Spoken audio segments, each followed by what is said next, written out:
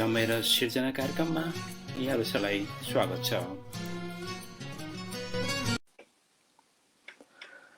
समय र सिर्जना ग्लोबल इन्टरेक्सनको 12औं श्रृङ्खलामा म मधु माधुर्य सम्पूर्ण दर्शक श्रोताहरूलाई म हार्दिक स्वागत अभिवादन गर्दछु। र आजको हाम्रो यो 12औं श्रृङ्खलामा हामीले सर्जकहरूलाई निम्त्याएका छौँ। केही प्राविधिक समस्याका कारण हामीले निर्धारित समयमा उपस्थित हुन सकेनौँ, त्यसका लागि हामी क्षमा प्रार्थी छौँ। यतिखेर टेक्निकल सपोर्टमा हुनुहुन्छ भाइ ज्ञानु श्रेष्ठ र साङ्गीतिक सपोर्टमा हुनुहुन्छ लोकगायक अभय ढुङ्गेलज्यू।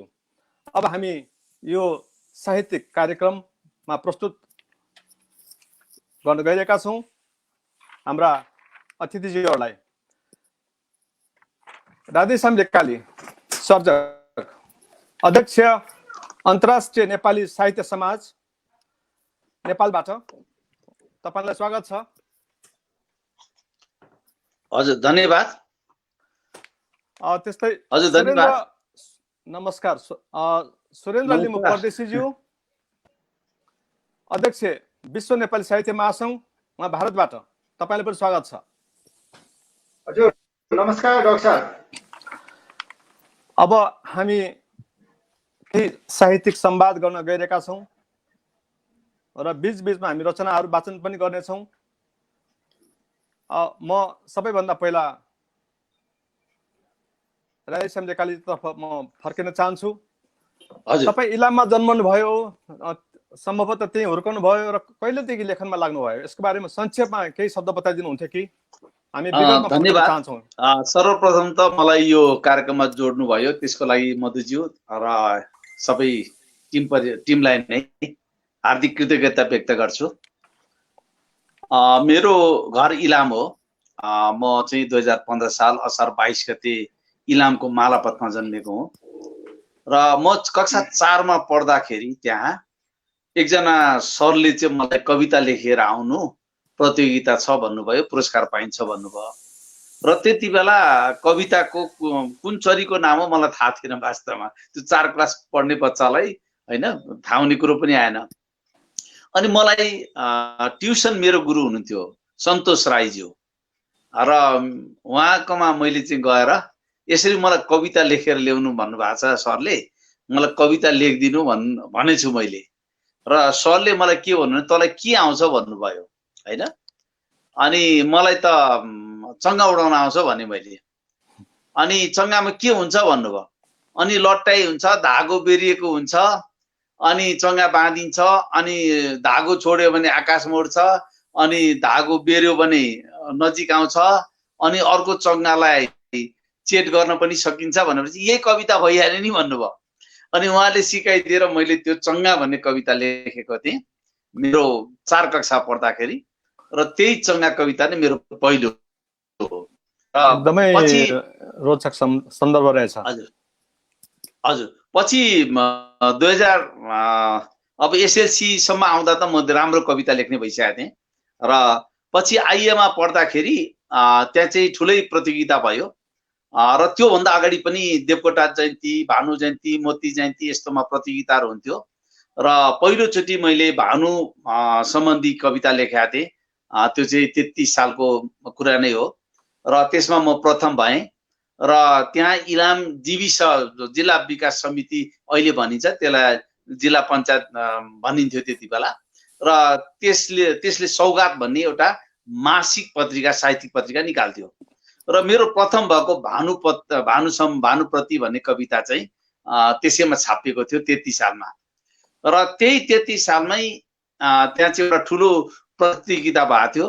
त्यसमा वरिष्ठ समालोचक राजेन्द्र सुवेदी, धरणीधर गौतम चाहिँ जज हुनुहुन्थ्यो र मैले कविता सुनाएँ। म भित्रको मले रामको सन्तानहरू चाहन्छ, रावणको सन्तानहरू भस्म गर्न भने निकै लामो कविता थियो र त्यो 30 को दशकमा लामो कविता लेख्ने ट्रेन्ड चलेको थियो। जस्तो उपेन्द्र श्रेष्ठ, द्वारिका श्रेष्ठ, यी जति पनि हुनुहुन्थ्यो त्यति बेलाका 30 का दशकका कविहरू, मदन रेग्मीहरू, उहाँले लामो कविता लेख्नुहुन्थ्यो र जस्तो उपेन्द्र श्रेष्ठको अहिले पनि मलाई याद छ, म शङ्कराचार्यले जलाएको बौद्ध ग्रन्थ हो भन्ने थियो हैन। र त्यसरी मैले त्यो मभित्रको मैले रामको सन्तानहरू चाहन्छ भन्ने कविता लेखिसकेपछि म प्रथम भएँ र मैले राम्रो एउटा पुरस्कार पनि पाएँ र जिल्लामा केही अगाडि मात्र फेरि भानु जयन्तीमा पनि प्रथम भएको थिएँ। मेरो त्यसरी एउटा चल्यो। तर के भने बेलुका साँझमा चाहिँ यो दिउँसोको प्रतियोगिता थियो, साँझमा दुवैजना जज राजेन्द्र सुवेदीज्यूलाई र धरणी गौतमज्यूलाई चाहिँ सिडिओले त्यति बेला पक्रेर लानुभयो, उहाँलाई बयान स्यान गराउनु भएछ, यस्तो कवितालाई किन पुरस्कृत गरिस् आदि इत्यादि भन्नुभएछ। र भोलिपल्ट मलाई क्लासबाट समातेर सिभिल ड्रेसमा आएका प्रहरीले समातेर लानुभयो र त्यति बेलाको सिडिओ हुनुहुन्थ्यो हेमराज गेवाली, जो अहिले नागरिक दैनिकको अनर पनि हुनुहुन्छ। र उहाँले मलाई अब त्यस्तो त खास गर्नु भएन, तर उहाँले यस्तो कविता लेख्नु हुँदैन, यस्तो कविता लेख्यो भने तिमी बिग्रिन्छौ, एउटा सम्झाउने हिसाबले उहाँले चाहिँ मलाई ट्रिट गर्नुभयो। तर त्यो मेरो बाल मस्तिष्क थियो, अलिकति मानसिक टेन्सन भयो, मेरो पारिवारिक अवस्था पनि राजनीतिक थिएन, एउटा सामान्य व्यापारीको छोरा थिएँ म, होइन। र पछि अब त्यसैले मलाई अझ प्रेरित बनायो र त्यसरी चाहिँ म कवितामा चाहिँ अलिकता सक्रिय भएँ। र त्यो सँगसँगै 34 सालमा आएर मैले चाहिँ ढाकर भन्ने एउटा समसामयिक यो पत्रिका, साहित्यिक पत्रिका निकाल्नलाई छाप्नको लागि म झापा आएको थिएँ। त्यति बेला यो अहिलेको जस्तो मासिक, दैमासिक, त्रैमासिक पत्रिकाहरू हुँदैन थियो। त्यति बेला चाहिँ त्यो सामयिक सङ्कलन भन्ने निकालिन्थ्यो र बडो मैले मुस्किलले त्यो चाहिँ एउटा प्रेसमा चाहिँ बसन्त प्रेस भन्ने थियो, बसन्त खड्काको, जसले सूर्योदय साप्ताहिक भन्ने पत्रिका निकाल्नुहुन्थ्यो त्यहाँबाट। र द्रोणाचार्य छेत्रीको त्यहाँ चाहिँ जो पूर्व सांसद पनि हुनुहुन्छ, उहाँको चाहिँ सङ्गम होटल भन्ने थियो र सङ्गम होटल नै त्यो चाहिँ बसन्त प्रेसको कम्पाउन्डमा थियो, उहाँले लिजमा लिएर चलाउनुहुन्थ्यो। र मैले त्यहाँबाट त्यो छाप्न सुरु गरेँ। पछि सुराकीहरू त्यहाँ छ्यापछ्याप्ती रहेछ। अनि त्यहाँ अञ्चलाधीश कार्यालय लीलाराज विष्ट हुनुहुन्थ्यो त्यति बेला, हिजो अस्ति मात्र देहान्त भयो उहाँको, म उहाँप्रति हार्दिक श्रद्धाञ्जली पनि व्यक्त गर्छु। उहाँले चाहिँ छापा हान्न पठाउनु भयो, मेरा सारा सामग्रीहरू जफत गर्नुभयो, मलाई जेलमा खोज्ने भनेर उहाँले तयारी गर्नुभयो। त्यसपछि त्यति बेला द्रोणाचार्य छेत्री, स्वयं बसन्त खड्का, आलोकका सम्पादक उपाध्यायज्यू, त्यसपछि उपाध्याय अर्को हुनुहुन्थ्यो ऋषिकेश उपाध्यायहरू, उहाँहरू सबै मिलेर चाहिँ यो होइन यो भर्खरको केटा हो, यसलाई हामी सम्झौला उ गरौँला भनेर, अनि त्यसपछि सशर्त मलाई मेरा आधा भन्दा बढी रचनाहरू उहाँले जफत गरिदिनु भयो र आधा मात्रै फर्काउनु भयो।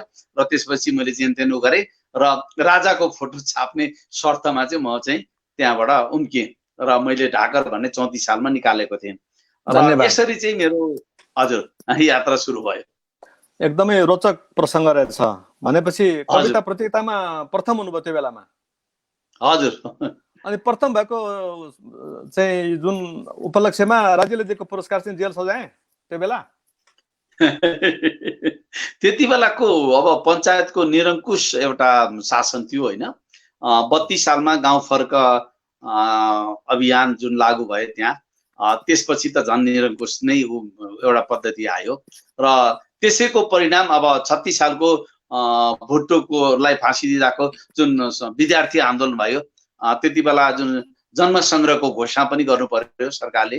र त्यति बेला जन्म सङ्ग्रह घोषणा गर्नुभन्दा अगाडि हामीले चाहिँ त्यो 35 सालमा एउटा इलाम साहित्य परिषद भनेर गठन भएको थियो। त्यसको चाहिँ कमल सर हुनुहुन्थ्यो, कमल पराजुली, उहाँको अध्यक्षतामा एउटा समिति बनाएको थियो र म त्यसको सचिव थिएँ।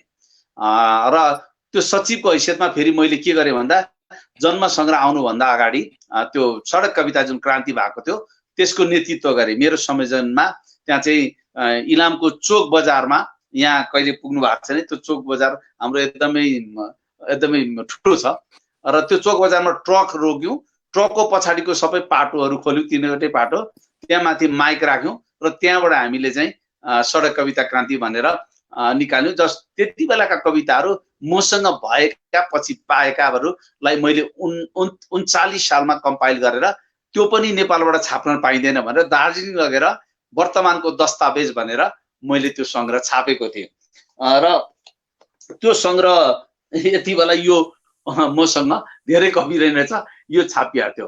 यो धन्यवाद। हामी पनि लेखनको बारेमा हामी प्रवेश गर्ने नै छौँ। यतिखेर भने म सुरेन्द्र लिम्बू परदेशीज्यू तर्फ फर्कन चाहे। सुरेन्द्रजी, तपाईँ सङ्खुवा सभामा जन्मनुभयो र तपाईँको लेखन कसरी सुरु भयो यसको बारेमा केही संक्षेपमा बताइदिनुहुन्थ्यो कि? धन्यवाद। हाम्रा कन्फान साहित्यका प्रवर्तक डाक्टर मधु सर लगायत यो समय र सृजनाका सम्पूर्ण परिवारप्रति यो अवसर प्रदान गर्नुभएकोमा सर्वप्रथम त म हार्दिक कृतज्ञता प्रकट गर्दछु।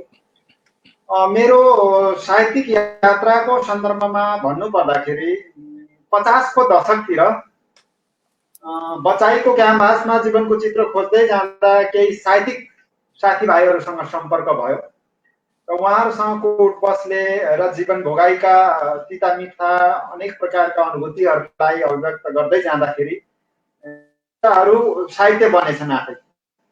र ती कुराहरूलाई केही साथीभाइले, केही पत्रिकाका सम्पादकहरूले पनि स्थान दिनुभयो, साथीभाइहरूले प्रोत्साहन गर्नुभयो। त्यसपछि चाहिँ साहित्य यो तेरो राम्रो भइरहेछ, तिम्रो यो यसो गरेर राम्रो हुन्छ, तिमीमा केही सम्भावनाहरू छन् भनेर उहाँहरूले चाहिँ हौसला दिनुभयो। त्यसपछि भनौँ अब हामी स्टार्टिङ पोइन्ट 50 को दशकतिर भनौँ, त्यहाँदेखि चाहिँ मैले पत्र पत्रिकाहरूमा केही फुटकर रचनाहरू, कविता, केही गीत गजलहरू, कथा संस्मरण लेख्दै साहित्यिक यात्रामा म प्रवेश गरेँ। गरिसकेपछि मेरो साहित्यिक यात्रा एकदमै मन्द, मतलब बिस्तारै चलिराखेको थिएँ म, किनभने साहित्य उत्तरका अनेक पत्रकारिता क्षेत्रमा, अन्य क्षेत्रमा, कला क्षेत्रमा पनि चाहिँ म अनेक क्षेत्रमा प्रयास गरिरहेको हुनाले, एउटै क्षेत्रमा नभएको हुनाले मेरो अब गति चाहिँ अलिकति स्लो नै थियो। पछि आएर म आफ्नो जीवनसाथी बिनु लिम्बू लभलीसँग विवाह भइसकेपछि उसको मलाई ठुलो सपोर्ट मिल्यो र अहिले पनि म नेपाली भाषा साहित्यमा सङ्घर्ष गरिराखेको छु। जति मैले समय, स्रोत, साधन, मन धन लगाएर जति काम गर्न सकिरहेको छु, ती सबै कुराहरूमा म आफ्नो जीवनसाथी, मेरो आफ्नो श्रीमती बिनु राई लिम्बू र मेरा छोराहरू अविनाश लिम्बू, अर्पण लिम्बू र छोरी अञ्जली लिम्बू, यिनीहरूकै चाहिँ समय मैले खोसेर नेपाली साहित्यमा मैले, उनीहरूले, मेरो छोरीले केही खाउ लागेका कुराहरू नखाए होला, त्यो चाहिँ रकम लगाएर मैले नेपाली साहित्यमा केही गरौँला भनेर खर्च गरिरहेको होला, मेरो श्रीमतीलाई दिनुपर्ने समय मैले यता खर्च गरिरहेको होला।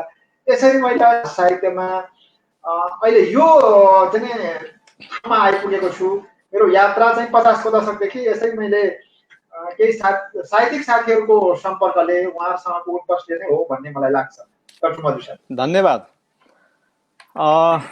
रायश्याम रेकालीज्यू, तपाईँले सृजना गर्दाखेरि मूलत यथार्थवादी कुराहरूलाई नै तपाईँले विषयवस्तु बनाउनुहुन्छ, मलाई त्यो कुरा थाहा छ।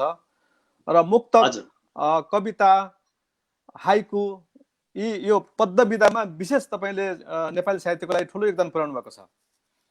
मैले केही पुस्तकहरू मैले पढेको थिएँ पहिलादेखि नै। र तपाईँले जुन लेख्नुहुन्छ नि जीवनको बारेमा, यथार्थ परिस्थितिको बारेमा, र त्यो लेख्दै लेख्दै धेरै कृतिहरू पनि तपाईँले दिइसक्नुभयो नेपाली साहित्यमा।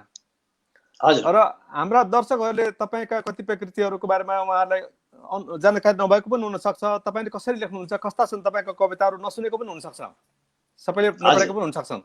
किन भन्दाखेरि यो ग्लोबल हामी इन्टरेक्सनमा छौँ र उहाँहरूलाई तपाईँलाई मन परेको एउटा कविता सुनाइदिनुहुन्थ्यो कि? हजुर, धन्यवाद।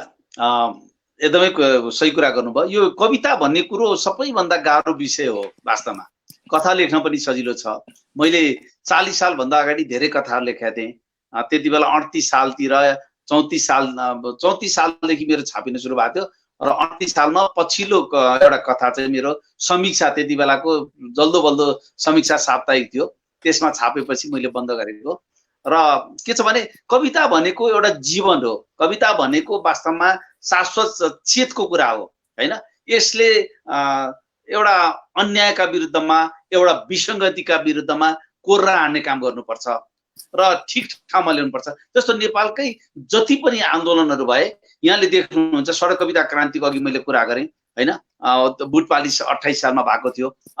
त्यसपछि पनि 46 सालको आन्दोलनकै कुरा गरौँ या 62-63 को राष्ट्रिय जनआन्दोलनकै कुरा गरौँ, हरेक पटक चाहिँ कविताले अगाडि चाहिँ मोर्चा सम्हालेको छ र कविताबाट सुरु भएको छ आन्दोलन। अब पछिल्लो पटक नै लिने भने नेपालमा जुन द्वन्द्वकाल थियो त्यति बेला पनि हामीले कविताकै सहारा लियौँ। त्यति मात्र होइन, पछि पनि राष्ट्रियताको सवालमा एकदम देशमा विकृति र विसङ्गति आइसकेपछि कालो पट्टी बाँधेर हामीले चाहिँ स्रष्टाका सार्वभौम स्वरहरू भनेर कहिले भूगोल पारमा, कहिले मिडिया इन्टरनेसनलको हलमा, कहिले यसरी चाहिँ हामीले रचना वाचनहरू पनि गरेर हिँड्यौँ। त्यसकारण कविता भनेको एउटा शाश्वत सत्य पनि हो। र म एउटा कविता यो अलिकति अगाडिको कविता हो, 2060 सालमा लेखेको र जति बेला चाहिँ देश एकदमै विकराल द्वन्द्वमा फँसेको थियो र त्यति बेला आन्दोलनमा थियो र त्यति बेला यो मेरो पहाडहरू जलिरहेछन् भन्ने यो कविता सङ्ग्रह हो। यो अस्ति भर्खर जापानमा यसको विमोचन भएको थियो। म यसैबाट सहरले कात्रो ओढिसकेको छ भन्ने शीर्षकमा रचना वाचन गर्छु। यति बेला एक खुल मानिसहरू षड्यन्त्रको जालजेलमा फसेर आफ्नै माटोका विरुद्ध शकुनी बनेका छन्। सिक्किम बिरेको बाटोमा उनीहरूले आफ्नो गन्तव्य रोजेका छन्।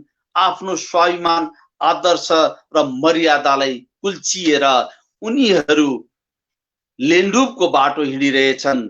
देश यति बेला विषम परिस्थितिमा उभिएको छ। सीमाना मिचेर आएको कथित विचारको आन्दोलनमा यति बेला एक खुल मानिसहरू आफ्नै भविष्यमाथि कुठाराघात गरेर देशको अस्मितालाई नङ्ग्याउन लागेका छन्। उनीहरूले आफ्नै कोठेबारी भत्काएर, आफ्नै घरमा आगो लगाएर आफैलाई खरानी बनाएका छन्। आफ्नो परम्परा, सुसंस्कार र मान्यतालाई कुल्चिएर समर्पणको बाटो हिँडिरहेका छन्।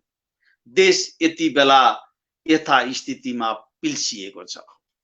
सत्तामा बस्दा सधैँ ब्रह्मलुट मचाउनेहरू आज आन्दोलन समेत भजाइरहेका छन्। स्वार्थको घिनलाग्दो राजनीतिले बिहार सम्झाइरहेछ। लालुहरूको जमातले देशलाई यति बेला आहत तुल्याएको छ। कथित बुद्धिजीवीहरूको एउटा समूह दूतावासमा हात फैलाइरहेछ। यही समूहले आज नेपाल खाने दाउलाई सघाइरहेछ। सत्तामा बस्ने अर्को समूह आज देश लुटिरहेछ। कथित राष्ट्रियताको नाममा आज देश स्वयं हारिरहेछ।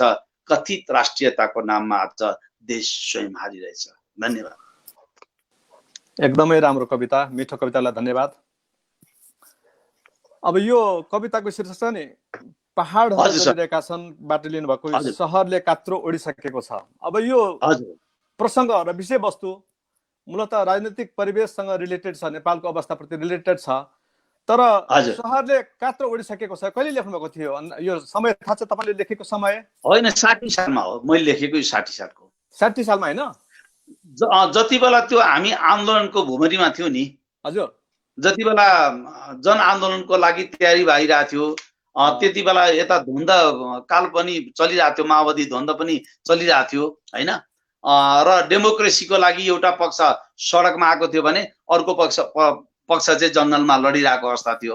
र त्यति बेला म इन्युरेट इन्टरनेसनलको तर्फबाट त्यो द्वन्द कालमा चाहिँ धेरै ठाउँको यो फ्याक्ट फाइन्डिङमा पनि गएको छु। जस्तो रोल्पाको फ्याक्ट फाइन्डिङ, पहिलो जुन घटना घट्यो गाविसमा 7 जना मारिए, त्यसको पनि फ्याक्ट फाइन्डिङ मैले गरेको छु। रुकुममा पहिलो जुन घटना घट्यो 6 जना मारिए र 2 जना महिलाहरू बलात्कृत भए रातभरि, त्यसको पनि फ्याक्ट फाइन्डिङ मैले गरेको छु। त्यसकारणले त्यति बेलाको जो अवस्था भनेको देश एकदमै विषम परिस्थितिमा थियो र त्यति बेला हरेक संस्थालाई पीडाबोध हुन्थ्यो। धन्यवाद। तर यो जुन छ नि विषयवस्तुले अर्कै कुरा झल्काइरहेको छ, तर शीर्षकले आजको अवस्था झल्काइरहेको छ कि कस्तो मिलेको? कविता कहिले पनि पुरानो हुँदैन। कोभिड-19 को कुरालाई पनि संकेत गरे शीर्षकले चाहिँ। मैले त्यो एउटा मिल्दो जुल्दो हुन गयो कि, त्यसैले कविताको सत्तालाई हामीले सम्मान गर्नुपर्ने मैले देखिरहेको छु। अब यो मिठो कवितापछि म फेरि पनि सुरेन्द्र लिम्बू परदेशीज्यूतर्फ फर्कन चाहन्छु। पछिल्लो समयमा सुरेन्द्र लिम्बू परदेशीलाई हामीले कसरी चिन्दछौँ भन्दाखेरि नव आयाम चिन्तन र विमर्शका एक अभियन्ता यो नव आयाम वैचारिक अभियानमा उहाँ हुनुहुन्छ र उहाँको एउटा भनौँ न यो कविताको यो मोडमा उहाँले दिनुभएको जुन आयाम छ यो आयामको उहाँ प्रवर्तक नै हुनुहुन्छ। सुनौ उहाँलाई मनपर्ने एउटा कविता। धन्यवाद सर। यो नव आयाम वैचारिक अभियान भन्ने चाहिँ एउटा नयाँ चिन्तनको एउटा प्रयास हो। यो 2075 देखि हामी लगातार रूपमा यसमा काम गरिरहेका छौँ र यसमा हाम्रो एउटा निकै ठुलो टिम पनि छ। सर्वप्रथम म यो नव आयाम वैचारिक अभियानका अभियन्ताहरूको बारेमा पनि म थोरै यहाँहरूलाई जानकारी गराउन चाहन्छु। हाम्रो अभियान टिममा हुनुहुन्छ professor doctor Bhim Khatiwada sir धरानबाट, professor doctor Gopal Bhandari sir मोरङबाट हुनुहुन्छ, त्यसै गरी डाक्टर लेखनाथ काफ्ले ताइवानबाट हुनुहुन्छ, मिश्र बैजयन्ती दिदीज्यू वरिष्ठ कवि उहाँ चाहिँ उर्लाबारीबाट हुनुहुन्छ, त्यसै गरी दीपक सुवेदी लेखक समालोचक झापाबाट हुनुहुन्छ, त्यस्तै कवि साहित्यिक कार्यकर्ताको रूपमा अभियन्ताको रूपमा पनि लिन सकिन्छ उहाँलाई सुनिता राई कन्दमाज्यू विश्व नेपाली साहित्य महासङ्घकी महासचिव इजरायलबाट हुनुहुन्छ, उहाँ डेन्जोङ सापाङज्यू जिबिएलओका अध्यक्ष अमेरिकामा रहनु भएको छ, उहाँ पनि हाम्रो अभियानमा हुनुहुन्छ, त्यसै गरी भीम बिरैज्यू हुनुहुन्छ, उहाँ पनि हाम्रो अभियानमा हुनुहुन्छ, बुद्धि तेम्बे माइला हाम्रो अभियानमा रहनु भएको छ। यसरी चाहिँ हाम्रो एउटा टिम छ सर। यो टिमले चाहिँ हामीले काम गर्छौँ र त्यसै विचारको आसपासबाट म अहिले यहाँ एउटा कविता वाचन गर्न लागिरहेको छु, आयामिक कविता। मेरो कविताको शीर्षक छ हामी भुइँ मान्छेहरू। मेरो कविताको शीर्षक छ हामी भुइँ मान्छेहरू। हिजो रमिते चौतारीमा बस्दा सुनिएको न्याउली धुन, बजाइएको बाँसुरी, खेलिएको पकन्दी अनि गुन्जिएको पालम र रोदी आज समयको रफ्तारसँगै पातलिएका छन्। सायद तिनै आदिम लयहरूको प्रेमले न्यानो घाम लागेपछि बिलाइ जाने हिउँदे हिउँमाथि देखिएको सोक्पाको उल्टो पाइला पछ्याए झैँ वैचारिक अग्रगमनको बाटो पछ्याउँदैछौँ हामी भुइँ मान्छेहरू। मथिङ्गलको कुनै कुनाबाट निस्किएर मेरो एउटा निराकार जिज्ञासा निकै दिन अघिदेखि एलियनको रूप र आकार खोज्न यो शून्य ब्रह्माण्डतिर बेखबर भएको छ। ए उडन तस्तरी मेरो निराकार जिज्ञासाको उत्तर लिएर कहिले आउँछौ? ए उडन तस्तरी मेरो निराकार जिज्ञासाको उत्तर लिएर कहिले आउँछौ?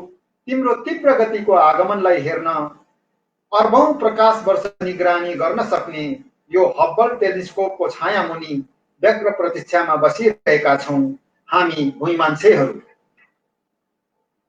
सायद अब आयामिक चिन्तन र चेतनाका आवागारहरू आर्टिफिसियल इन्टेलिजेन्सको उत्खनन गर्न हडप्पाको चिहान खन्दैनन्। मोहनजोदारो, लोथल र कालीबङमा समय यात्राको उपेक्षा पनि गरेर पुरातात्विक डोजर पनि चलाउँदैनन्। क्लियोपेट्राको कामुक सुन्दरतालाई विचारको मुर्कुटा वा भ्रमको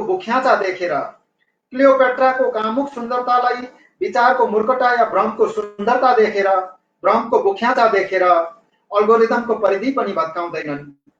मंगल ग्रहमा आफन्त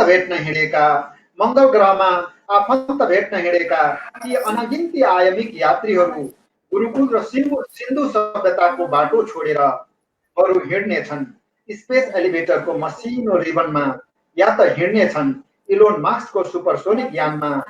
यही कुरा त स्वीकार्न चाहँदैनौ हामी भुइँ मान्छेहरू। तिम्रो पुरातन सभ्यताको सुदूर बस्तीहरूमा मानवीय मूल्य र मान्यतालाई प्रत्यारोपण गर्न म आयामिक चेतनाको टेराफर्मिङ गर्न चाहन्छु, किनकि भोलिका सन्ततिहरूले पनि त सुन्नु छ। क्यान्सर लागेर अथवा एड्स लागेर उहिले मान्छेको ज्यानै जान्थ्यो भन्ने कुनै समयको अपत्यारिलो सत्य र त्यही अपत्यारिलो सत्यको पात्र हामी भुइँ मान्छेहरू। धन्यवाद सर। धन्यवाद सुरेन्द्रजी। यो बहुआयामिक कुरालाई तपाईँले समेट्नुभयो, विज्ञानका प्रसङ्गहरूलाई पनि जोड्नुभयो होइन। यसो हेर्दाखेरि त यो यसको बाह्य स्वरूप, यसको संरचनाहरू हेर्दाखेरि अलिकति क्वान्टम कविता नै हो कि जस्तो पनि लागिरहेछ होइन। मलाई मजा लाग्यो। डाक्टर साहब, तपाईँको क्वान्टम चिन्तनसँग आयामिक चिन्तन धेरै नजिक छ। थ्याङ्क यू, एकदमै नजिक छ। यसको बारेमा हामी फेरि कुरा गर्ने नै छौँ। अब यो भनौँ न, यो नव आयाम वैचारिक अभियान, नव आयाम भन्ने शीर्षक छ। यो त कहिले पनि पुरानो नभयो नि कि कसो? कहिले पुरानो हुन्छ यो नव आयाम? एकदम सर। यो यसको कन्सेप्ट के छ भने जहिले पनि आउने समयलाई अनुसरण गर्नु सक्नुपर्छ। त्यो जहिले पनि आजभन्दा 100 वर्ष पछाडि पनि त्यो नयाँ र आजको जुन कन्सेप्ट नव आयाममा छ त्यो एकदमै चेन्जेबल हो। यो स्थिर हाम्रो मान्यता कुनै पनि स्थिर होइन रहेछ। हामीले जुन कुरा बुझेका छौँ, जति कुरा जानेका छौँ, ती कुनै पनि अन्तिम सत्य होइन रहेछ। जबसम्म त्यसपछिको सत्य हामीले बुझेका हुँदैनौँ तबसम्म मात्रै ती सत्य रहेछन्। जब त्यसपछिको अर्को सत्य हामीलाई थाहा हुन्छ, त्यसपछि त्यो सत्य आफै पुरानो भएर जान्छ र त्यसपछि फेरि हामी नयाँ सत्यमा जाँदा रहेछौँ भन्ने नै त्यसमा हाम्रो मान्यता रहेको छ। भनेपछि जीवन र जगत एउटा डाइनामिक प्रोसेसमा छ र त्यसलाई साहित्यले क्याप्चर गर्नुपर्छ भन्ने एउटा दर्शन हो। बुझेर बुझि नसक्नु हुँदो रहेछ। त्यसका नयाँ कुराहरूलाई, जहिले पनि नयाँ कुराहरू त्यहाँ हुन सक्छन् भन्ने पाटो हामीले खुला छोडेर अगाडि बढ्नुपर्छ। यानि कि हाम्रो बाबुबाजेले जुन कुरालाई मानेर आए, जुन कुरालाई गरिल्याए, त्यसैलाई स्थिर मानेर हामी त्यहाँ अडिनु हुँदैन। त्यसलाई नयाँ कुराले माने अनुसार हामी परिमार्जित भएर जानुपर्छ अगाडि भन्ने मान्यता हाम्रो नव आयामले राख्छ। ठिक छ, धन्यवाद। अब यो रोचक प्रसङ्गपछि, यो नव आयाम वैचारिक अभियानको प्रसङ्गपछि हामी एकचोटि अपडेटमा पनि जान्छौँ। धेरै श्रोताहरूले हामीलाई हेरिरहनु भएको छ, उहाँहरूलाई म फेरि पनि हार्दिक अभिवादन गर्न चाहन्छु, स्वागत गर्न चाहन्छु र साधुवाद उहाँहरू सबैलाई। यतिखेर हामी एउटा साङ्गीतिक ब्रेक लिन चाहन्छौँ। हामीलाई साथ दिँदै हुनुहुन्छ लोक गायक अभय ढुङ्गेलजी, उहाँलाई स्वागत छ। हजुर, धन्यवाद, नमस्कार। तपाईँलाई मन परेको एउटा राम्रो गीत। धन्यवाद। यो साहित्य सिर्जना हेरेर बस्नुहुने समस्त फेसबुकका दर्शकहरूमा म अभय ढुङ्गेलको नमस्कार। र आजको विशेष अतिथिहरू साहित्यकार, गीतकार, कवि राधेश्याम लेकालीज्यू, त्यस्तै सुरेन्द्र लिम्बूज्यूलाई पनि म हार्दिक नमस्कार व्यक्त गर्दछु। राधेश्याम लेकाली सरसँग मेरो 3-4 महिना अगाडि न्युयोर्क पनि भेट भएको थियो। सरलाई स्मरण पक्कै होला। म यो समय सिर्जनाका इन्टायर टिम भन्नु पर्यो। अब हाम्रो मधु दाईलाई र ज्ञानो दाईलाई पनि म नमस्कार सुनाउँछु। र आज म सुर सम्राट स्वर्गीय नारायण गोपालज्यूले गाउनु भएको र लोचन भट्टराईले गाउनु भएको पुरानो गीत माया गर्नेको माया पनि भन्ने म यहाँहरूलाई सुनाउँदैछु।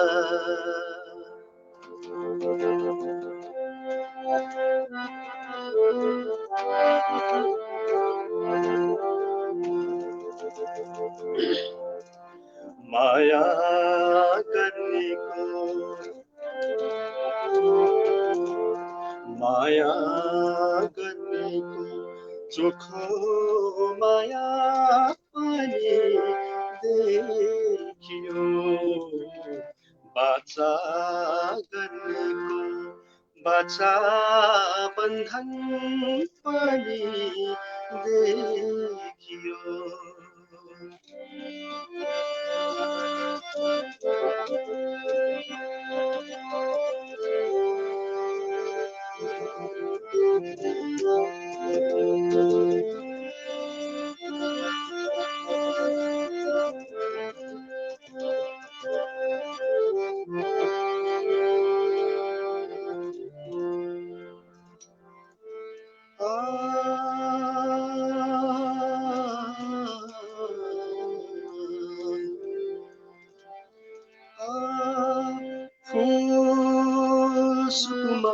छ निस्ताप छ कोमल भन्थे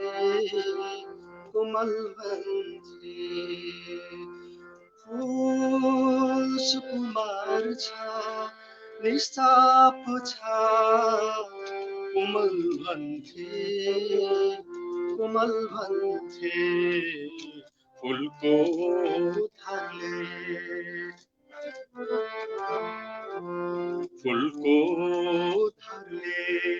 रेटेको पनि देखियो माया गर्नेको चोखो माया पनि देखियो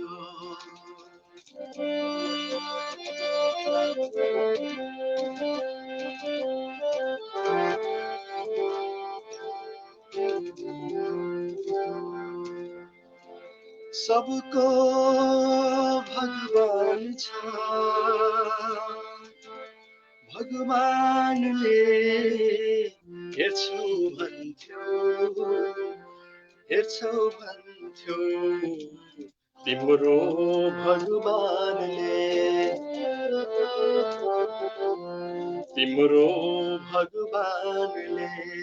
हेरेको पनि देखियो माया गर्नेको चोखो माया पनि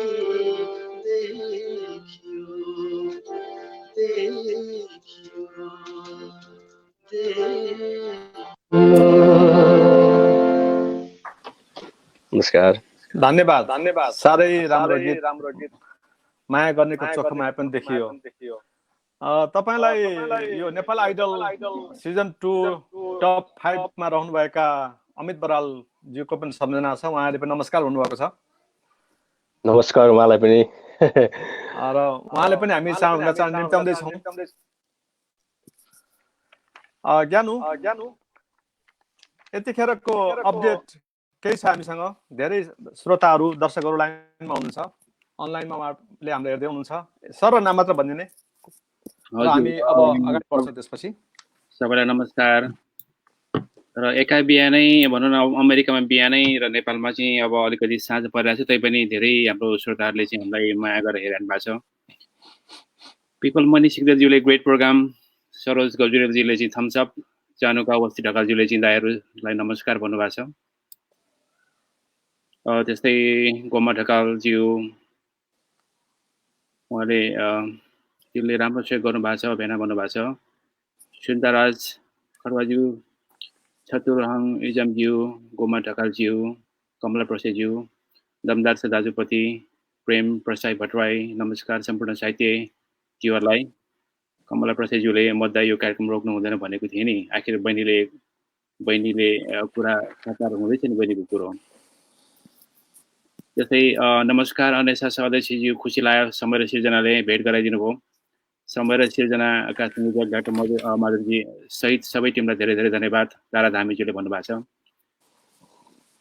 समय सापेक्षको सिर्जनाले मनमा कता कता भावनाहरूको रहेको छ भन्दा चाहिँ गोमा ढकालजीले भन्नुभएको छ राजेश दाई मधु दाई दुवै साहित्यकारका सच्चा स्रष्टा भन्दा चाहिँ कमला प्रसाईज्यूले जोड्नु भएको छ 60 सालमा लेखिएको कविता अहिलेको परिस्थितिसँग सर्लक्कै मिलेको छ भनेर गोमा ढकालजीले भन्नुभएको छ जस्तै जानुका अवस्थी ढकालज्यूले राम्रो सिर्जना जीवन्त रहन्छन् कति राम्रो कविता भनेर चाहिँ भन्नुभएको छ भुइँ मान्छेको कविता विज्ञानसँग रहेको छ राम्रो कविता कहिले मर्दैन सदा जीवन्त रहन्छ भनेर गोमा ढकालजीले भन्नुभएको छ अमित बराज्यूले चाहिँ नमस्ते दाई भनेर भन्नुभएको छ यहाँ त्यस्तै आदर्श प्रधानज्यू नेपालबाट चाहिँ नमस्कार दाजु भन्नुभएको छ धामी रचना भन्नुभएको छ त्यस्तै तारा धामीज्यूले चाहिँ गायक अभय भाइलाई अनुरोध गाजलु ती ठुला ठुला आँखा भन्ने सुन्न सक्छु कि भन्ने किसिमको राख्नु भएको छ र अन्तिममा पछिल्लोचोटि जानुका अवस्थीज्यूले राम्रो गीत धन्यवाद अभयजी भन्न चाहिँ सुन्नु भएको छ धन्यवाद यो अपडेटको लागि प्राविधिक सहयोगी ज्ञानु श्रेष्ठ ज्यू त्यसपछि अब हामी फेरि पनि अगाडि बढ्न चाहन्छौँ सुरेन्द्र लिम्बू परदेशीज्यूबाट उहाँले लेख्नुभएका केही कृतिहरूमा फुटकर लेख रचनाहरू त धेरै नै छन्। उपन्यासमा अधुरो जीवन, चुनौती कथा सङ्ग्रह र पछिल्लो नव आयाम चिन्तन र विमर्श। तपाईँ सङ्घ सभामा जन्मनुभयो र जीविकाको सिलसिलामा झन्डै 2 दशक जति नै भारतमा हुनुहुन्छ, एउटा प्रवासी जीवन बिताइरहनु भएको छ। अब यो कविता त्यतिकै सशक्त लेख्नुहुन्छ, कथामा मैले भूमिका लेख्ने अवसर पाएको थिएँ, मलाई साह्रै नै मन पर्यो, मैले त्यो लेखेको थिएँ। पछि त्यो कुराहरू कान्तिपुरमा पनि छापिए। यो जुन लेखन छ नि,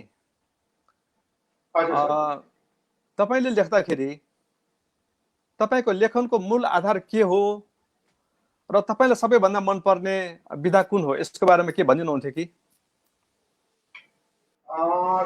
विधाको हिसाबले चाहिँ सर म कथामा अलिकति बढी मैले भन्न चाहेका कुराहरू अटाउन सक्छु, जीवन्त प्रस्तुत गर्न सक्छु भन्ने मलाई लाग्छ। यद्यपि साहित्यिक विधाहरूमा कुनै पर्टिकुलर यही विधा चाहिँ खास हो भन्ने हुँदैन रहेछ। त्यो मलाई कथा लाग्छ भने तपाईँलाई कविता लाग्ला, कसैलाई गजल लाग्ला, कसैलाई मुक्तक लाग्ला, त्यो आफ्नो आफ्नो चोइसमा र आफ्नो अभिव्यक्ति गर्ने शैलीमा डिपेन्ड हुन्छ होला सायद। त्यस कारण गर्दाखेरि अब सबै विधाहरू आफ्नो ठाउँमा उत्तिकै उच्च छ, तिनीहरूको स्थान आफ्नो आफ्नो ठाउँमा त्यत्तिकै महत्त्वपूर्ण छन्। तर मलाई चाहिँ लाग्छ म अन्य विधाहरूमा भन्दा म कथामा मैले भन्न चाहेका कुराहरूलाई जीवन्त रूपमा प्रस्तुत गर्न सक्छु जस्तो मलाई लाग्छ सर। र मैले साहित्यको माध्यमबाट मैले सृजना अभिव्यक्त गर्दाखेरि, कुनै पनि कुराको सृजना गर्दाखेरि त्यसको मेरुदण्ड भनेको जीवन र जगत र त्यसमा चलायमान रहेका आइडियोलोजीहरू। हामीले बाँच्नका लागि के कस्ता अवयवहरूलाई चाहिँ हामीले ती अवयवहरूसँग खेल्नुपर्छ र तिनीहरूसँग कसरी खेल्दा उचित होला, कसरी खेल्दा चाहिँ राम्रो होला भन्ने कुरालाई नै मध्यनजर गरेर म आफ्नो अभिव्यक्तिहरू सृजना गर्ने गर्छु। मनिषा, धन्यवाद। राईसाहेब लेकालीज्यू,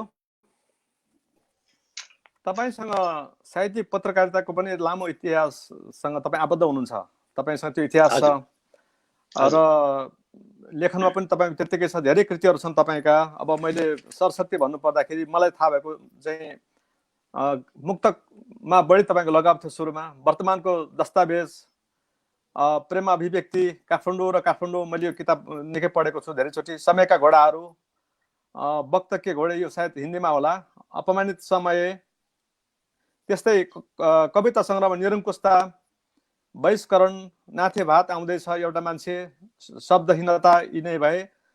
र त्यसको साथसाथै झन्डै 3 दर्जन जति पत्र पत्रिका, स्मारिका, कविता सङ्ग्रहको तपाईँले सम्पादन पनि गर्नुभएको छ। अब यो जिन्दगीलाई पुरै साहित्यमा समर्पित गरिएको देखियो। तपाईँले यो लेखन, सम्पादन र साहित्यिक पत्रकारिता बाहेक तपाईँले अरू सास फेर्ने काम बाहेक अरू काम गर्नु भएन, तपाईँले पूर्ण रूपमा समर्पित गर्नुभयो यसमा। हजुर, तपाईँ पार्टी राजनीतिमा हुनुहुन्न, तपाईँ अन्य सङ्घ संस्थामा पनि आबद्ध हुनुहुन्छ, तर यिनै सङ्घ संस्थामा जस्तै भनौँ न, अब आइएनएलएसको तपाईँ अध्यक्ष हुनुभयो, त्यस्तै साहित्यिक पत्रकार सङ्घको पनि तपाईँको अध्यक्ष, शङ्कर लामिछाने प्रतिष्ठानको पनि तपाईँ अध्यक्ष हुनुहुन्थ्यो र धेरै संस्थाहरूमा तपाईँ सल्लाहकार सदस्यहरू हुनुहुन्छ। कसरी भ्याउनु छ सबै कुराहरू नि यसरी जीवनलाई अस्तव्यस्त गर्नु? साहित्य नै के जीवन हो त? यसो छ, यो एक किसिमको नसा पनि हो साहित्य भनेको, होइन? अर्को कुरो के छ भने साहित्यमा जति आनन्द लिन सकिन्छ नि, जस्तो अहिले मधुजी तपाईँसँग मलाई रिस उठेको छ भने मैले कुटिरहनु पर्दैन क्या, मैले एउटा कवितामा तपाईँलाई हिर्काउन सक्छु, होइन? मलाई सत्तासँगै दुखिरहेको छ, एकदमै म पीडाबोध गरिरहेको छु भने मैले कवितामा व्यक्त गर्दाखेरि पनि मलाई आनन्द आउँछ, किनकि उसलाई मैले कमसेकम हाने नि त, झापड हान्ने भन्ने लाग्छ। मैले अघि पनि भने एउटा यो साहित्य भन्ने कुरो एउटा चेतना पनि हो क्या, हामीले चेतना दिन सक्नुपर्छ, सन्देश दिन सक्नुपर्छ। जस्तो अहिले सुरेन्द्रजीले धेरै राम्रो कुराहरू गर्नुभयो नि, जस्तो उहाँले चालेको जुन अभियान छ त्यस्तो अभियान धेरैवटा अभियानहरू आयो। अहिले यो पछिल्लो अभियान उहाँले चाल्नु भएको छ, होइन? कहिले एक लाइने कविता आयो, कहिले आइमेली आन्दोलन आयो, कहिले तरलवाद आयो, होइन? विभिन्न आन्दोलनहरू आएका छन् नि त। त्यो साहित्यलाई हेर्ने एउटा दृष्टिकोण आएको हो क्या, अरू के होइन। हैन साहित्यलाई कसरी चाहिँ परिभाषित गर्ने भन्ने कुरो त्यो आएको एउटा जस्तो लीला लेखनै आयो हैन उत्तर आधुनिक नै एउटा आयो हैन यी सबै आइरहेका छन् त्यसमा केही साथीहरूले काम गरिरहनु भएको छ तर अब एउटै कुरो मेरो के छ भने यो सिर्जना भन्ने कुरो चाहिँ कालजयी हुनुपर्छ क्या जस्तो अहिले पनि 30 का दशकका कविताहरूलाई हामीले हेर्ने भने अहिले पनि प्रतिनिधिमूलक कविता मान्ने 30 के दशकका कविताहरू आउँछन् यसै पालि यो लकडाउनको समयमा यो कोरोनाको महामारीकै समयमा हेर्ने सबैभन्दा बढी कविताको बढी महत्त्व छ देखिएको छ किनकि अब लामो कथा वाचन गर्न पनि त्यहाँ गाह्रो हुन्छ हैन अनि कि त हाइकु मुक्तक या कविताकै अहिले बजार चलेको छ गजलहरुकै बजार चलेको छ अहिले यो लकडाउनको समयमा पनि त्यसकारणले समयले साहित्यलाई कुन साहित्यलाई बढी महत्त्व दिन्छ भन्ने कुरो पनि हो जस्तो अहिले सबभन्दा बढी पढ्ने भनेको उपन्यास भनिन्थ्यो अब उपन्यासबाट अहिले लघु कथाहरुमा आइसक्यो हैन कथा लघु कथामा आइसक्यो तर त्यो भन्दा पनि अहिले फेरि पछिल्लो अवस्थामा नियात्रा पढ्नेहरुको ठूलो संख्या अहिले आइरहेछ नियात्राले एउटा के गर्छ भन्दाखेरि पाठकलाई त्यो लेखकले आफूसँगै विभिन्न देश दर्शन गराउँछ र पाठकले त्यो लेखकले गरेको अनुभूति आफूले पनि फरक ढंगले अनुभूत गर्छ त्यसकारणले नियात्राको अहिले बढी महत्त्व पनि चलेको छ त्यसकारणले यो यसले एउटा चाहिँ के छ भने पहिलाका लेखक कविहरू एउटा कोठामा बसेर एकान्तवास बसेर चाहिँ कोरा कल्पना गरेर विज्ञानका कथा लेख्ने या अरु कथा दन्त्य कथाहरु लेख्ने विभिन्न कथाहरु लेखिन्थ्यो हैन या अरु साहित्य सिर्जना गरिन्थ्यो अब चाहिँ प्रत्यक्ष पात्रलाई भेटेर प्रत्यक्ष घटनालाई अनुभूत गरेर प्रत्यक्ष देश दर्शन गरेर चाहिँ अब लेख्ने एउटा फरक अहिले माहौल आछ त्यही भएर साहित्यिक पत्रकार संघले 40 को दशकमा कविता यात्रा सुरु गरेको थियो अहिले त धेरैले कविता यात्रा गर्छन् तर साहित्यिक पत्रकार संघका के मौलिक कार्यक्रमहरु थिए जस्तो कथा दिवस भयो साहित्यिक वनभोज भयो कविता यात्रा भयो यी साहित्यिक पत्रकार संघका मौलिक कार्यक्रमहरु हुन् क्या जस्तो विभिन्न लेखक कविहरूलाई विभिन्न ठाउँमा लगिसकेपछि उनीहरूले त्यहाँ नयाँ अनुभूति पाउँछन् नयाँ कुराहरु सिक्छन् नयाँ कुराहरु देख्छन् नयाँ पात्रसँग परिचय हुन्छ र नयाँ केही घटनाहरुसँग साक्षात्कार हुन्छन् र आफ्नो सिर्जनामा ती कुराहरूलाई राख्दाखेरि त्यो चाहिँ जीवन्त शाश्वत सत्य एउटा एकदमै जीवनमुखी हुन सक्छ भनेर चाहिँ हामीले कविता यात्राको त्यतिबेला सुरु पनि गरेका छौं र यो अब समय भन्ने कुरो के हुन्छ भने जस्तो मलाई भन्नु न कसैलाई घुम्न मन पर्ला हैन कसैलाई गेम खेल्न मन पर्ला अब कसैलाई बन्द व्यापारमै बढी समय व्यतीत गर्न मन पर्ला तर हामी चाहिँ अब सानैदेखि नै यो साहित्यमा लाग्यो हैन र यो यसैमा बढी आनन्द आउँछ क्या जस्तो अहिले यो समय हामी जुन दिइरा छौं यो समय या अरु समय नै कयौं कार्यक्रममा गइन्छ एउटा कार्यक्रममा जाँदा किनभने 3 घण्टा 4 घण्टा समय लस्ट हुन्छ त्यो समयमा एउटा अरु क्रिएटिभ कामहरु गर्न सकिन्छ तर साहित्यकारहरूलाई भेट्दा जति आनन्द आउँछ नि जति एउटा खुसी हुन सकिन्छ त्यो चाहिँ कल्पना गरिँदैन जस्तो कुनै नेतालाई भेट्दा कोही खुसी होला तर हामीलाई चाहिँ साहित्यकार भेट्दा खुसी हुन्छ क्या बरु नेतालाई भेट्दाखेरि चाहिँ उसका त्यो कर्तुतहरु अगाडि आउँछ र त्यो सिर्जना गर्न मन लाग्छ क्या त्यो कुरो हैन त्यसले गर्दाखेरि साहित्य लेखन भन्ने कुरो चाहिँ र साहित्यमा व्यतीत गर्ने समय भन्ने कुरो चाहिँ यो मान्छेको भित्री जुन एउटा उमङ्ग हुन्छ नि एउटा जोश जुन हुन्छ या उसको जुन इच्छा शक्ति हुन्छ नि त्योसँग गाँसिएर आउँछ जस्तो लाग्छ मलाई धन्यवाद यो प्रसंगमा मैले एउटा कुरा के सम्झाउन चाहे भन्दाखेरि जसरी तपाईले साहित्यको नाममा समाजले जति पनि दिनुभयो नि आफ्नो कृतिहरू रचनाहरू जुन योगदानहरू दिनुभयो हजुर समाजले पनि तपाईलाई सम्झेको रहेछ मैले यसो हेरेको अहिले मात्रै एउटा तपाईको डाटामा हैन त्यसमा अब मैले झन्डै 55 वटा जति त पुरस्कारै पाउनु भएको छ सम्मानहरू यो सबै पढेर सुनायो भने हाम्रो प्रोग्राममा अझै अर्को 1 घण्टा थप्नु पर्ने हुन्छ म त्यतातिर लागि हजुर हजुर अनि पुरस्कारहरुको भारी छ नि भारी यो भारी के तपाईलाई भार भएको अनुभव हुँदैन कसैले पनि पुरस्कार भनेको जिम्मेवारी सँगसँगै लिनु पनि हो हैन यो बीचमा एउटा फोन आएर मलाई डिस्टर्ब गर्यो मैले त्यसलाई काटिदिए हजुर जस्तो पुरस्कार पाउनु भनेको जिम्मेवारी लिनु हो जस्तो जिम्मेवारी चाहिँ के हुन्छ भन्दाखेरि जस्तो पुरस्कारले हामीलाई मैले अब थप केही काम गर्नुपर्छ है अब थप ममा चाहिँ अझ दायित्व भए भनेर त्यसरी नै हामीले चाहिँ बुझ्नुपर्छ। पुरस्कारले फुर्कियो भने त्यो मान्छे बिग्रियो र साँच्चै भने पुरस्कारको पछि लाग्ने मान्छे पनि त्यो चाहिँ त्यो मान्छे बिग्रिन्छ। कसैले भनौँ न फुर्काएर समालोचना गरिदिन्छ, पैसा खाएर समालोचना गरिदिन्छ, पैसा खाएर पुरस्कार दिन्छ, पैसा खाएर सम्मान दिन्छ। त्यस्तो भयो भने चाहिँ त्यो लेखक कवि बिग्रियो। उसको एउटा सृजनशील जुन एउटा जीवन्त उसँग जुन एउटा शक्ति हुन्छ नि त्यसमा नै रास आउँछ क्या। त्यसले गर्दाखेरि पुरस्कार पाउने मान्छेले फुर्किनु हुँदैन, जिम्मेवारीको रूपमा लिनुपर्छ र थप जिम्मेवारी महसुस गरेर त्यो ग्रहण गर्यो भने त्यो चाहिँ सबभन्दा उपयुक्त हुन्छ। र मैले जति पनि मान सम्मान पाएँ, राष्ट्रिय या अन्तर्राष्ट्रिय पाएँ, विभिन्न देशहरूमा पनि पाएँ, त्यसले चाहिँ मलाई थप जिम्मेवारी महसुस गराउँछ र म त्यो उमा चाहिँ हिँड्छु र त्यो भारी बोक्न म तयार छु। रायश्यामजी, अब यो रोचक मधु सरको आवाज आएन अहिले? मैले सुनिनँ मधु सर तपाईँको आवाज। ल ठिक छ, एउटा कविता वाचन गर्नु होला। ज्ञानु एकचोटि, ज्ञानुले सुन्दैछ मेरो आवाज? ठिकै छ, उहाँ फेरि पनि आउनुपर्ने होला। सुन्नु भएको छ अहिले? आवाज आइरहेको छ मेरो? मैले तपाईँको आवाज सुनिनँ मधु सर। ज्ञानुले? ठिकै छ, एक्चुअली सुरेनजीलाई डाक्नु होला, त्यसपछि उहाँ फेरि अब म आउँछु अहिले। एउटा कविता चाहिँ रायश्याम ढकालजीबाट आओस्।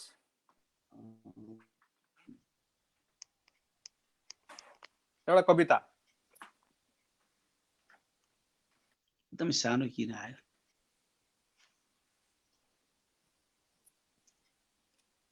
कविता पढौँ? हजुर, मैले आवाज सुनेको चाहिँ छुइनँ, मैले अन्दाज लगाएँ। म एउटा त्यही पहाडहरू जलिरहेछन् भन्नेबाटै यो कविता चाहिँ 2057 सालमा मैले लेखेको रहेछु र यो चाहिँ त्यति बेलाको अभिभारा जुन चाहिँ यो जापानबाट थकाली सेवा समाजले निकाल्थ्यो त्यसमा प्रकाशित भएको रहेछ। अनिसको रगत पानी सरह बगेको छ। 46 सालको आन्दोलनपछि जुन एउटा प्रजातान्त्रिक हामीले आन्दोलनमा चाहिँ जुन एउटा स्वतन्त्रताको हासिल गरेका थियो स्वतन्त्रता, त्यसपछिका जुन राजनीतिक घटना परिघटनाहरू घटे, जस्तो त्यसपछि पनि विभिन्न अन्य आन्दोलनहरू भए, राष्ट्रिय उद्योग धन्दाहरू कौडीको मलमा बेच्ने काम भयो, विभिन्न अराजक कामहरू भए, भ्रष्टाचार त्यति नै बढ्यो, दुराचार त्यति नै बढ्यो, अन्याय र अत्याचार त्यति नै बढ्यो, आफन्तवाद त्यति नै बढ्यो। र यो सबै भइसकेपछि जो शहीद भएका थिए अनिसको रगत पानी सरह बगेको छ।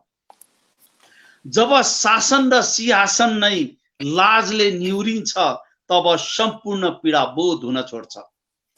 जब शासन र सिंहासन नै लाजले निहुरिन्छ तब सम्पूर्ण पीडा बोध हुन छोड्छ। नियतिमा संकटले दूर क्षितिज निहाल्न पुग्छ। आखिर मान्छे माटो हो, अन्तत केवल इतिहास बाँकी रहन्छ। प्रत्येक पटक आसन जमाउन भिखारी विज्ञापन भएर आउँछ। प्रत्येक घर दैलो माएर गर्ने उसको गिडगिडाइमा पनि अपराध लुकेको हुन्छ। उसको क्षमा याचनामा पनि अपराध दंश हुन्छ र दयामा पनि कुर्ताकै प्रतिबिम्ब भेटिन्छ। देशमा आसन्न प्रजातन्त्रले मानवीय आदर्श र व्यवहार स्थापित गर्न सकेन। शहीदको सपना अनुसार कानुनी राज रत्तीभर व्यवहारमा स्थापित गर्न सकेन। विषालु नङ्ग्रा भएकाहरूका हातहरूबाट यति बेला देश छिया छिया भएको छ। सम्झनाको बलिदानी यति बेला व्यर्थ बनेको छ। अनिसको रगत यति बेला पानी सरह बगेको छ। देशलाई सकेसम्म बेइमानहरूले लुट्दैछन्। जनतालाई सकेसम्म पूर्व दुष्ट शासकहरूको स्मरण गराइँदैछ। बलिया साँढेहरूको सत्ता लडाई कथित पारदर्शी प्रजातन्त्रको रमिता भएको छ। थाहा छैन यो अनुशासनहीन लडाई र छिना झप्टीमा कसले कति जित्छ। आखिर जित्ने र हार्नेहरूलाई नै एकै खाले चितामा जलाइन्छ। आखिर जित्ने र हार्नेहरूलाई एकै खाले चितामा जलाइन्छ। खरानी नै बनाइन्छ। धन्यवाद। साह्रै राम्रो कविता, धन्यवाद। हजुर अब म कवि साहित्यकार सुरेन्द्र लिम्बू परदेशीतर्फ फर्कन चाहन्छु। उहाँले पनि अस्वीकृत विचार पुरस्कार पाउनुभएको थियो र अन्य पुरस्कारहरू पनि छन् र उहाँ पनि विभिन्न सङ्घ संस्थाहरूमा आबद्ध हुनुहुन्छ। झन्डै झन्डै 12 वर्षभन्दा बढी उहाँ एउटा परदेशी अन्तर्राष्ट्रिय परदेशी साहित्य समूहमा आबद्ध हुनुहुन्छ, त्यहाँको अध्यक्ष पनि हुनुभयो उहाँ। र यो क्रममा उहाँले धेरै कविता लेख्नु भएको छ। यतिखेर हामी उहाँलाई मनपर्ने एउटा कविता सुन्छौँ र हामी कार्यक्रमको अन्त्यतिर पनि आइरहेका छौँ, त्यसैले एउटा छोटो मिठो कविता सुन्नु। धन्यवाद डाक्टर साहब। म एउटा छोटो कविता सुनाउन चाहन्छु। आजभन्दा 4 दिन अगाडि लेखेको कविता हो यो। मेरो कविताको शीर्षक छ आवरण। आवरण शीर्षकमा मेरो कविता यसरी बग्छ। आज अपराह्नतिर राकेभूत जस्तै गरी सडक गल्लीहरूबाट निस्किएको। आज अपराह्नतिर राकेभूत जस्तै गरी सडक गल्लीहरूबाट निस्किएको भय र सन्तासको मजुस पश्चात। आज अपराह्नतिर राकेभूत जस्तै गरी सडक गल्लीहरूबाट निस्किएको भय र सन्तासको मसाल जुलुस पश्चात अहिले चोकमा कोण सभा चलिरहेको छ। अन्याय अत्याचार शोषण र दमनको विरुद्धमा माइकको आवाज थरथराउने गरी जनहितको भाषण उरालिरहेछ चोकको शालिगमाथि चढेर कोण सभाको नाइके। ऊ कहिले सर्वहारा वर्गको भोग भगाउँछ, कहिले मेची कालीको महिमा गाउँछ, कहिले नाला पानीको इतिहास खोतल्छु भन्छ, कहिले काला पानीको सम्झौता पल्टाउँछु भन्छ, कहिले लिपुलेख र लिम्पिया धुराको पिल्लर खोज्छ। ऊ साँच्चै देशको छोरा जस्तै देखिन्छ।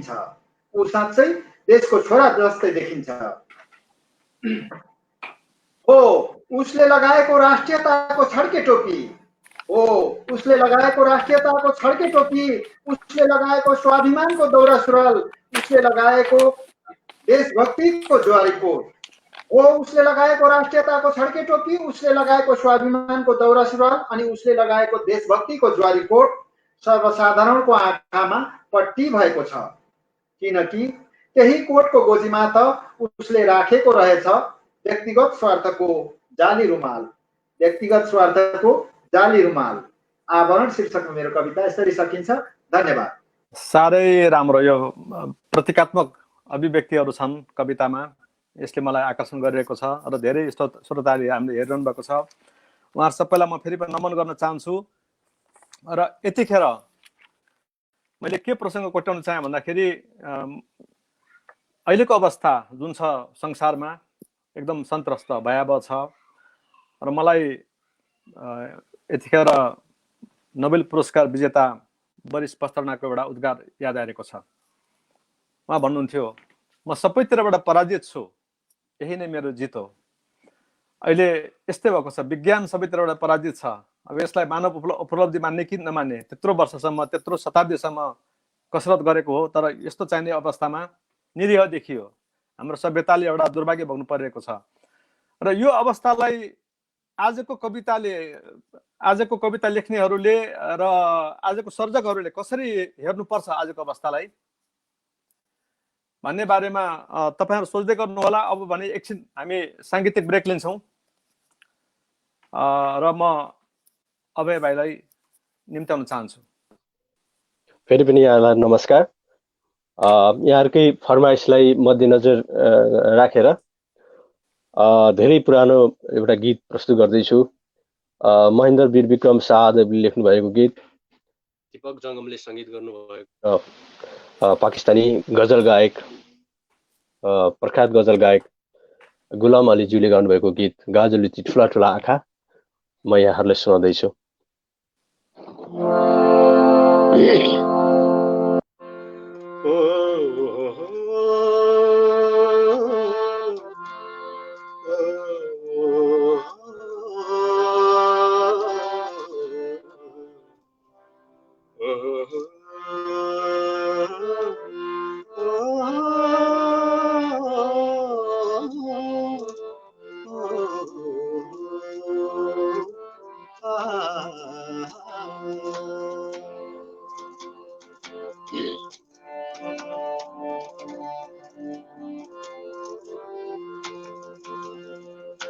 गाजलुती ठुला ठुला आँखा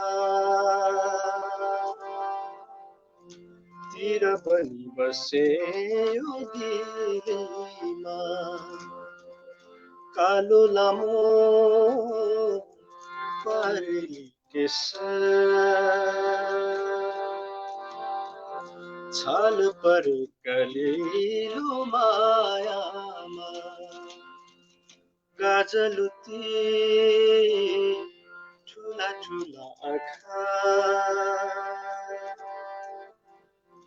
तिर बनी बसे यो दिलमा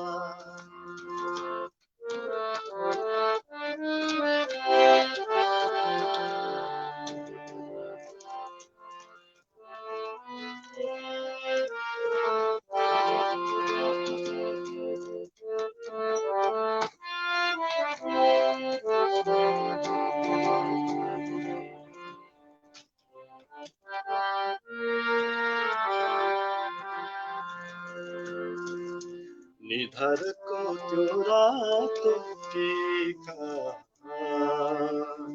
छाप बनी बस्यो यो दिलमा निधारको त्यो रातो टीका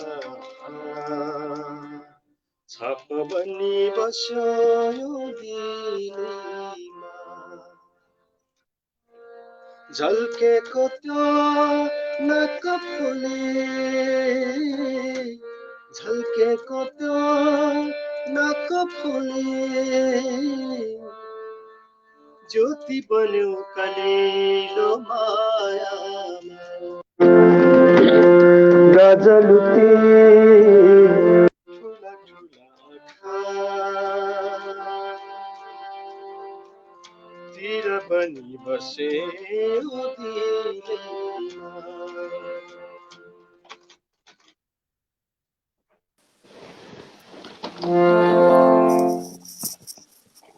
अलिकति यो धन्यवाद धन्यवाद साह्रै मिठो छ यो हजुर एकदमै धन्यवाद श्रोताहरूले पनि अफर गर्नुभएको गीत रहेछ हैन धन्यवाद हजुर अब धन्यवाद यो सुमधुर गीत पछि हामी फेरि पनि स्रष्टाहरूतर्फ फर्कन चाहन्छौँ वरिश पस्तानाले भन्नुभएको छ नि म सबैतिरबाट पराजित छु यही नै मेरो जित हो अहिले सभ्यता पनि त्यही अवस्थामा छ अहिलेको अवस्थामा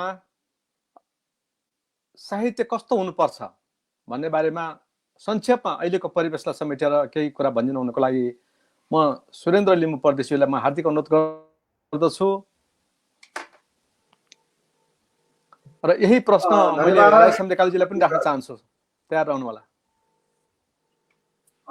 आजको अवस्थालाई हेर्दाखेरि हाम्रो साहित्यिक सृजनाहरू कस्तो हुनुपर्छ जस्तो मलाई लाग्छ भने म आफ्नो आयामिक दृष्टिकोणको अनुसार म आफ्नो विचार राख्न चाहन्छु डाक्टर पूर्वीय वेद 4वटा छन् पश्चिमा दर्शनहरू पनि 4वटा छन् वेद पुराण मुन्धुम धम्मपद त्रिपिटक अनेक कुरामा वर्णित जीवन र जगत सम्बन्धी मान्यताहरू र पश्चिमा दर्शनहरूमा परिभाषा भएको दर्शनहरूले समेटेको जीवन र जगतका यावत पक्षहरूलाई हेर्दाखेरि विभिन्न प्रकारका उतार चढावहरू पार गर्दै मानवीय सभ्यता आजको स्थानमा आजको स्टेजमा आइपुगेको छ यसमा डार्विनको इभोल्युसन विकासवादलाई पछ्याउँदै हामी जाने क्रममा अल्बर्ट आइन्स्टाइनको सापेक्षतावादले हामीलाई जुन कुरा इङ्गित गरेको छ त्यसलाई हामीले ब्यालेन्स गर्दै जाने क्रममा हामी जटिल समस्याहरूसँग लडेर आजभन्दा 70,000 वर्ष अगाडि अफ्रिकाको सवाना भन्ने ठाउँदेखि होमो अर्गास्टरहरू निएन्डरथल्सहरू जसरी होमो सेपियन्स हुँदै अहिले होमो डेयस हुने प्रयत्नमा मान्छे आफै भगवान बन्ने प्रयत्नमा आइपुगेको छ यो लामो विकासशील गतिको श्रृङ्खलालाई हेर्दाखेरि हामी सधैँ अग्रगमन तर्फ चाहिँ मध्यनजर गरेर त्यसलाई चाहिँ फोकस गरेर हामीले साहित्यिक सृजनाहरू पनि गर्नुपर्छ भन्ने मलाई लाग्छ। किनकि हिजोलाई हेरेर अगाडिलाई अनुमान गरेर हामीसँग पास्ट प्रेजेन्ट र फ्युचर भन्ने समयको एउटा चाहिँ क्याटेगोरी समयलाई हामीले कोलमाइज गरेका छौँ। यद्यपि हामीसँग प्रेजेन्ट भन्ने कुरो त हामी एउटा सिमाना मात्रै हो रहेछ। प्रेजेन्टमा त हामी जस्ट उभिएका छौँ, पास्टलाई हेर्न र फ्युचरलाई अनुगमन गर्न, त्यसलाई अनुसन्धान गर्न, त्यसलाई चाहिँ एउटा हामीले कल्पना गरेर त्यसमा हामी कसरी जाने भन्ने एउटा कल्पनाको एउटा श्रृङ्खलाको एउटा चाहिँ मझधारमा उभिएको एउटा सिमानामा उभिएको मात्रै अवस्थालाई हामी प्रेजेन्ट भन्दछौँ। मैले आफ्नो अभिव्यक्ति दिँदै यो मेरो अभिव्यक्ति पास्ट भइसक्यो। एउटा सेकेन्डको एउटा नेनो पार्ट्स बराबर एउटा चाहिँ मैक्रो तपाईको चाहिँ एउटा क्वान्टम पार्ट्समा समयलाई डिभाइड गरेर हेर्ने हो भने प्रेजेन्ट भन्ने कुरो त केही हुँदै हुँदैन। यो प्रेजेन्टमा मैले जुन कुरा बोले त्यो पनि पास्ट भइसक्छ, मैले बोलिसक्दा त्यो पास्ट भइसक्छ। त्यसकारण गर्दा पास्ट र फ्युचर मात्रै एउटा ठुलो लामो श्रृङ्खला हुँदो रहेछ, जीवन र जगतलाई चाहिँ चलायमान राख्ने श्रृङ्खलाको रूपमा। यी दुईटालाई मध्यनजर गर्दै हामीले प्रेजेन्टमा उभिन सक्नु पर्दछ। त्यसकारणले पास्टबाट हामीले जुन कुराहरूको चाहिँ एउटा नलेज लिने, जुन कुराहरूको चाहिँ शिक्षालाई हामीले फ्युचरसँग कसरी त्यसलाई चाहिँ फ्युचरलाई चाहिँ हामीले कसरी सर्वसुलभ तरिकाले सरल तरिकाले बाँच्न सकिन्छ भन्ने कुरामा केन्द्रित रहेर हाम्रा सृजनाहरू हामीले गर्न सक्नुपर्छ। त्यसकारण गर्दाखेरि विज्ञान र प्रविधिले हिजो चाहिँ पूर्वीय वेदहरूमा वर्णित भएको हाम्रो मुन्दुमहरूमा वर्णित भएका कुराहरूलाई पश्चिममा विज्ञानले चाहिँ यो पूर्वको ज्ञानलाई प्रशोधन गरेर व्यावहारिक बनाएर उनीहरूले विज्ञान बनाए। हिजो चाहिँ हाम्रो मुन्दुममा भनिएको चाहिँ एउटा मुन्दुमको भगवान चाहिँ एक ठाउँमा लोप हुने, अर्को ठाउँमा प्रकट हुने एउटा चाहिँ मुन्दुममा वर्णन भेटिन्छ। त्यो वर्णनलाई चाहिँ विज्ञानले टेलिपोर्टेसनको रूपमा चाहिँ विकास गरिरहेको छ। मुन्दुमहरूमा चाहिँ अजम्बरी भगवानहरू कहिले नपर्ने भगवानहरूको वर्णन भेटिन्छ। त्यसलाई चाहिँ अहिले पश्चिमाहरूले गिलगमेश परियोजना अन्तर्गत चाहिँ अमरत्वको खोजी भनेर मान्छे कहिल्यै नमर्ने एउटा चाहिँ अभियान थालिराख्नु भएको छ। मुन्दुममा वेदमा चाहिँ मान्छे एउटा लोकदेखि अर्को लोक गएको चाहिँ वर्णनहरू हामी पाउँछौँ, वेद पुराणमा पाउँछौँ, महाभारतमा पाउँछौँ। ती कुराहरूलाई चाहिँ अहिले इलोन मास्कहरूले युसाको माइजामाहरूले चाहिँ को अन्तरिक्षमा चाहिँ यात्री नै बनाउने, बस्ती नै बसाउने चाहिँ एउटा उनीहरूले डियर मुन प्रोजेक्ट काम गरिराख्नु भएको छ। त्यस्तो त्यसकारण गर्दा पूर्वीय ज्ञानलाई जसरी विज्ञान बनाए पश्चिमाले प्रशोधन गरेर ती कुराहरूलाई मध्यनजर गरेर हामीले हिजोका स्थापित मान्यताहरूलाई नै त्यसैमा उभिरहनु पर्छ भन्ने मान्यतालाई भत्काउँदै जीवनलाई सर्वसुलभ तरिकाले कसरी बाँच्न सकिन्छ, हाम्रा सन्ततिहरू कसरी भोलिका दिनमा आर्टिफिसियल इन्टेलिजेन्ससँग कम्पिटिसन गरेर बाँच्न सक्छन्। आज हामी जसरी पढेर घोकेर अहिले चाहिँ हामीले कुनै पनि कुरा सिक्नलाई चाहिँ 15 वर्ष घोकेर जुन कुरा सिकेका छौँ ती कुराहरूलाई चाहिँ पश्चिमाहरूले विज्ञानले चाहिँ एउटा अभियान थालिरहेको छ कि इलोन मास्कले अफ्रिकाको इलोन मास्कले चाहिँ यसलाई हामीले नेनो चिप चाहिँ मान्छेको दिमागमा प्रत्यारोपण गर्ने एउटा अभियान थालिराख्नु भएको छ। भोलि गएर चाहिँ एउटा चिप मेमोरी चिप चाहिँ दिमागमा मान्छेको दिमागमा प्रत्यारोपण भयो भने त मान्छे आफै गुगल बन्छ। संसारको कुनै पनि ज्ञान उसले झट्ट जुन बेला चाहन्छ त्यही बेला उसको चाहिँ दिमागमा त्यो सबै ज्ञान हुन्छ।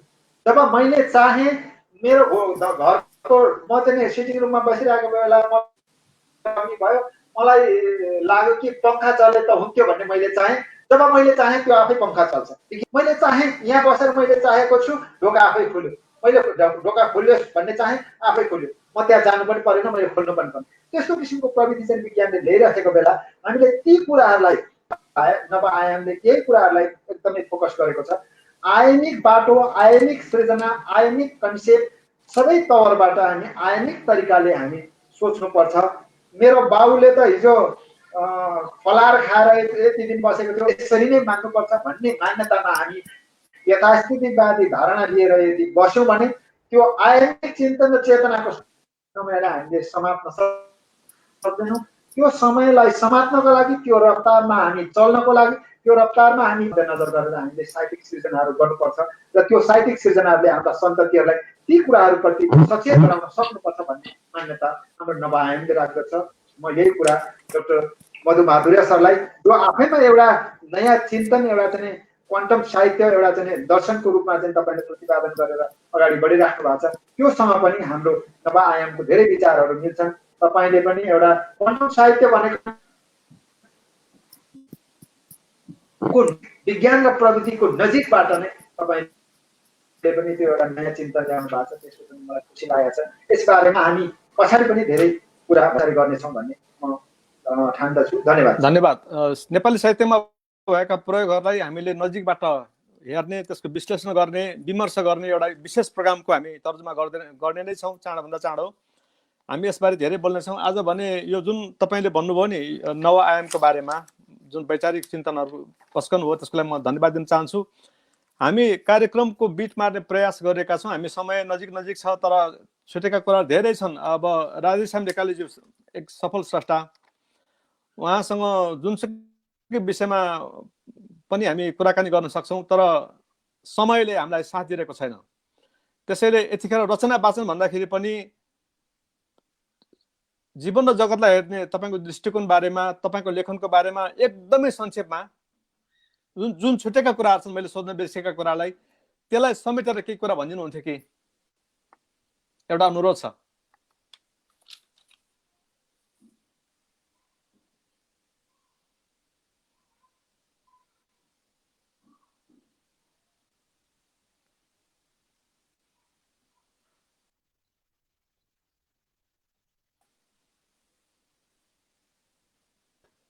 तपाईँले आवाज सुनिराख्नु भएको छ मात्रै?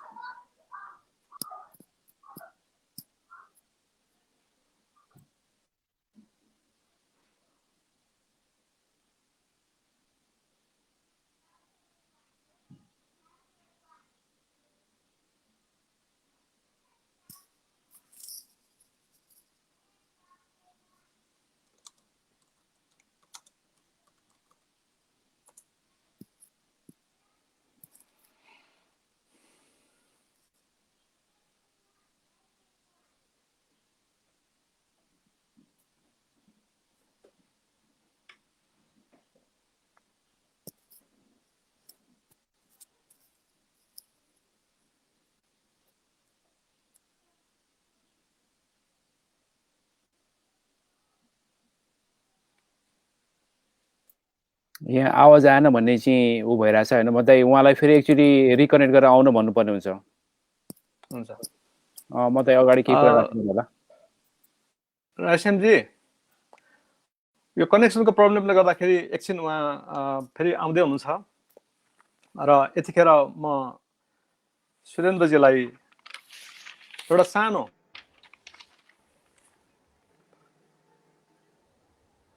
कुरा सोध्न चाहन्छु। सुरेन्द्रजी, तपाईँले यो नवआयाम बाहेक अरू कुनै छुट्याउनु भएको छ त्यस्तो कुराहरू जुन आज मैले तपाईँलाई सोध्नु पर्थ्यो? यो समयको प्रयोग गरौँ। तपाईँलाई एउटा अन्तिम प्रश्न, छुटेका केही कुराहरू छन्? अवश्य। 70 साल आजभन्दा 2 वर्ष अगाडि मैले यसलाई नयाँ कन्सेप्टको रूपमा ल्याएँ। यसको चाहिँ उर्वर भूमिको रूपमा चाहिँ अल्बर्ट आइन्स्टाइनको सापेक्षतावाद, साथै चाहिँ नेपाली भाषा साहित्यका वरिष्ठ विद्वान स्वर्गीय इन्द्रबहादुर राईलाई चाहिँ म सम्झन चाहन्छु। उहाँको चाहिँ उहाँसँगको उठबस, उहाँको जुन एउटा उहाँले जुन मलाई मोटिभेट गर्नुभएको थियो, के गर्नुपर्छ, यसरी संसारको बारेमा यसरी सोच्नुपर्छ भन्ने जुन ज्ञान दिनुभएको थियो, त्यसले नै मलाई बढी चाहिँ प्रोत्साहन गर्यो। पछि आएर चाहिँ हाम्रो अभियन्ता, नवआयामकी अभियन्ता सुनिता राई कन्दमाज्यू, उहाँले पनि तपाईँमा यति चाहिँ व्यावहारिक कन्सेप्टहरू छ भने त्यसलाई तपाईँ आधिकारिक रूपमा घोषणा गरेर किन प्र्याक्टिकली काम गर्नुहुन्न भन्ने उहाँको पनि धेरै पल्ट चाहिँ उहाँले पनि मलाई यसमा घचघचाउनु भयो। त्यस कारणले गर्दा उहाँहरू अहिले आएर चाहिँ पछिल्लो समयमा हाम्रो विश्व नेपाली साहित्य महासङ्घकी केन्द्रीय उपाध्यक्ष साहित्य मिटर घिमिरेज्यू, हाम्रो वरिष्ठ उपाध्यक्ष डाक्टर लेखनाथ काफ्ले सरहरूको चाहिँ साथ सहयोगले पनि मलाई यसलाई चाहिँ लिएर मासमा जानुपर्छ भन्ने एउटा हौसला मिल्यो। त्यही भएर 2 वर्ष अगाडि चाहिँ नवआयामलाई आधिकारिक रूपमा घोषणा गरेर हामी जनमानसमा आयौँ। तर त्योभन्दा अगाडि लामो समयदेखि हामी डायस्पोरिक नेपाली साहित्य भनेर चाहिँ एउटा ठुलो झोलाभित्र हामी पनि पसेका थियौँ त्यस बेला। र त्यस बेला डायस्पोरा ईसापूर्व 5औं शताब्दीतिर चाहिँ नै प्यालेस्टाइनबाट भागाभाग भएका यहुदीहरूको अवस्था र हाम्रो अलिकति भिन्न हो। डायस्पोरा स्टडिजलाई वर्ल्डमा चाहिँ एक प्रकारको मान्यता पाइसके पश्चात पनि त्यसभित्र हाम्रो चाहिँ प्रकृति अलिक भिन्न हो भन्ने हाम्रो कन्सेप्ट चाहिँ हामीलाई फिल भएर हामी लगभग 1.5 दशकदेखि चाहिँ यो परदेशी भन्ने एउटा कन्सेप्टमा पनि हामी काम गरिराखेका छौँ। त्यो कन्सेप्ट धन्यवाद सुरेन्द्रजी। हजुर सर धन्यवाद तपाईँलाई। राजेश्याम लेकालीज्यू सम्पर्कमा आउनुभयो कि आउनु भएन? एकचोटि उहाँलाई हजुर उहाँलाई म जोड्ने कोसिस गरिरहेको छु मध्य। ल थ्याङ्क यू। अब हामी लगभग कार्यक्रमको अन्त्यमा पनि आइसक्यौँ होइन? हजुर राधेश्याम लेकालीजीसँग अर्को एउटा प्रोग्राममा हाम्रो भेट्ने कार्यक्रम पनि छ। उहाँ साहित्यभन्दा अन्य जागरण अभियानमा पनि उहाँ अभियन्ताको रूपमा काम गर्नुभएको रहेछ। उहाँलाई म त्यो प्रोग्राममा चाँडै नै स्वागत गर्न चाहन्छु। र आज छुटेका कुराहरू त्यो अर्को प्रोग्राम हामीले गर्दै नै छौँ। सुरेन्द्रजी, तपाईँ यो जुन अब तपाईँको जुन संलग्नता छ साहित्यमा, यसले नेपाली साहित्यलाई ठुलो राहत मिलेको छ। तपाईँ नयाँ चिन्तनमा हुनुहुन्छ, तपाईँलाई पनि धन्यवाद दिन चाहन्छु। र यतिखेर मैले हेरेको छु हामीसँग धेरैजना हुनुहुन्छ यहाँ हामीलाई हेरिरहनु हुने हाम्रा दर्शकहरू। न्यू ह्याम्पसायरबाट गुरु पुष्पमान जोशी आउनुभएको छ, नाथ सिंह, डाक्टर भानु श्रेष्ठ, अनु श्रेष्ठ, जानुका बस्ती ढकालज्यू, अर्जुन दाहाल, कृष्ण कुसुम, सम्पूर्ण मित्रहरूलाई म फेरि पनि धन्यवाद दिन चाहन्छु। र सुरेन्द्रजी बिजुक्सेज्यू पनि यहाँ लाइनमा हुनु भएको रहेछ, आवाज सुनेन भन्दै हुनुहुन्छ। यतिखेर हामीले अलिकति प्राविधिक कठिनाइ महसुस गरेका छौँ। हामी चाँडै नै यस्तै कार्यक्रम लिएर आउने नै छौँ। सुरेन्द्रजी, अब हामी बिदा हुन्छौँ होला?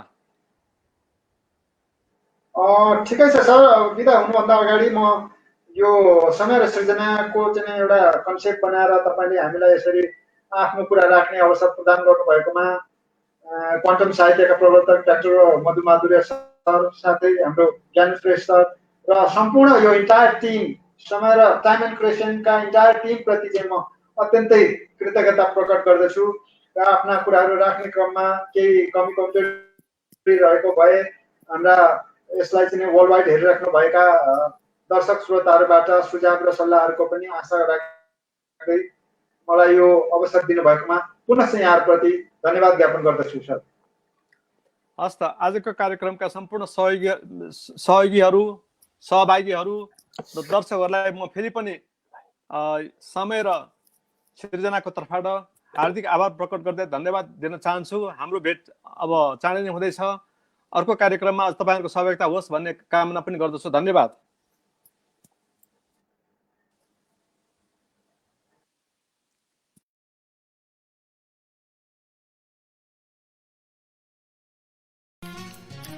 समय र सिर्जना कार्यक्रममा यहाँहरू सबैलाई स्वागत छ।